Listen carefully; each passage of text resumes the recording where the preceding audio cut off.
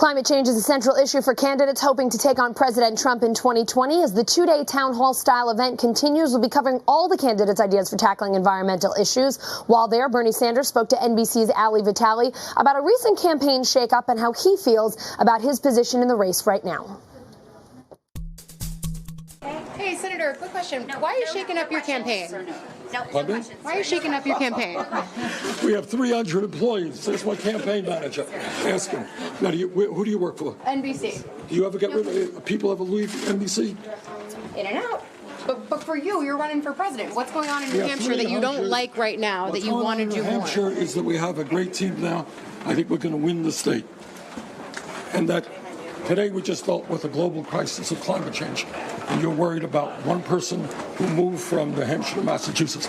Do you really think that's one of the major issues facing the country? Do you buy that it's a three-person race right now, you, Elizabeth Warren, and Joe Biden? All I can say is we're feeling really good in Iowa. We're feeling good in New Hampshire. Feeling great in South Carolina. I'll be there tomorrow, I think. Nevada, California. What's different about this time than last time is you don't need 50% of the vote. You need 30, 35%. I think we can do that. What can you do to get more African? Thank you, Mr. James. You're going to ask me about African Americans? In South Carolina. Obviously, you've looked at the polling, right? Right. And it's pretty good. But how can you do better? Because Joe Biden still has that stronghold on that group of voters. Well, I think in this trip and elsewhere around the country, we're doing actually quite well with the African American vote, much better than we did last time. Thanks so much. We look forward to doing that. And Ali Vitali is on the ground in Washington at the Climate Change Forum. My first question, how does Bernie Sanders not know Ali Vitali of NBC News? Come on now, sir. All right, I know, right? We changed that today, clearly. Yeah, he won't forget you, that's for sure. All right, let's get to the real question. As we heard in your exchange with Sanders, he's shaking up his campaign a bit, but was his tone any different when you talked to him about climate change at today's forum?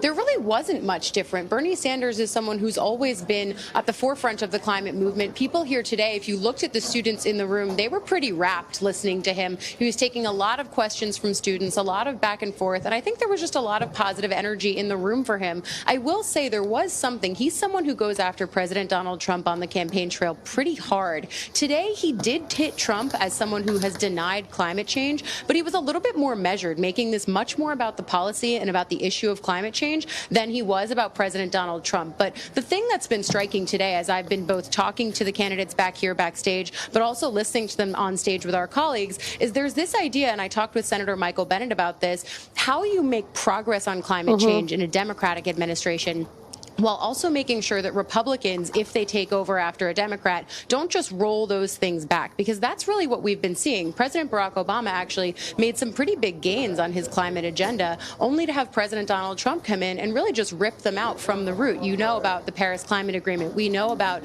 the way that he's deregulated methane emissions. Today, with fuel standards federally, saying that states can't set their own standards effectively. And so we've seen the dismantling of the Obama-era gains, if you're a climate activist who says that those were a good thing.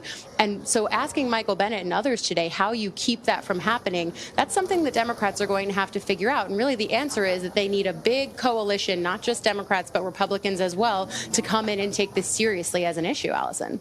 Ali, anyone in particular standing out to you? Anyone come up with anything that you said, wow, that's really something likely to work, or a proposal that you say, all right, this is making some waves?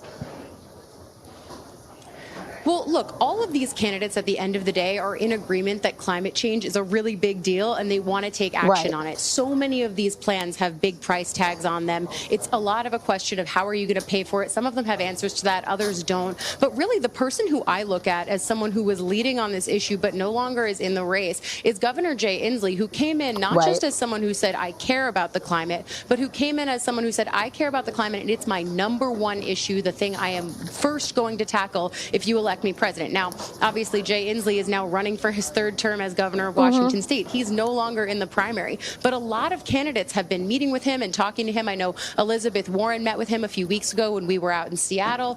Joe Biden, Beto O'Rourke, these are folks who have been calling him on the phone, and he's basically said, my plans are open source. Seattle is a place where you can really look at as an incubator for how in a big city you can implement a lot of climate-friendly infrastructure, electrical grids, things like that. And so Jay Inslee trying to apply that on a national scale is saying, my plans are now an open book, and a lot of candidates are adopting them. And so when you look at how the candidates then come to a forum like this, there's a lot of agreement on the issue. And so I think voters are going to have to figure out, is the issue of priority something that they're going to choose their candidate based on? Because even if you look at the polling, Allison, healthcare is a top issue, but climate change comes in right in second, and I hear about it from voters all the time. So for candidates who want to stand out on this, they've got to walk the walk and talk the talk. But I think it may also come down to a question of, is this a top issue for you? Ali, I know we always talk about the top group of candidates, but Marianne Williamson presented some unique ideas. She always sort of stands out at events like this. How did the crowd react to her today, and what are some of the solutions she's talking about? Well, so she's, again, very in league with the rest of the field. But today she had a moment where there was talk about a service in the name of climate change. Now, she's someone who's talked about national service for the country. In fact, Senator Kirsten Gillibrand, another person who dropped out recently, also had plans for national service. And so there was a little bit of miscommunication, I think, with the audience, because at one point there was a question, raise your hand if you think that national service in the name of climate change would be a good idea. And some hands went up, but then there was a correction basically saying, no, I mean national service for the country writ large. And so that's one of the ideas that Marianne Williamson was here talking about. But again, she's someone who's looked at this not just through the lens of policy, but through the way that we basically mobilize and weaponize positive energy and love. And I think that that's something that's made her stand out. That's not typically the way that we talk about politics and policy, but coming from her as someone who's been like a spiritual guru throughout her career, it's not necessarily surprising she would go that route. So if you're looking at differentiating, yeah, that's one of the ways she's been doing it. She brings a little spiritual vibe to the Climate Change Forum. Ali Vitali in D.C., thanks so much.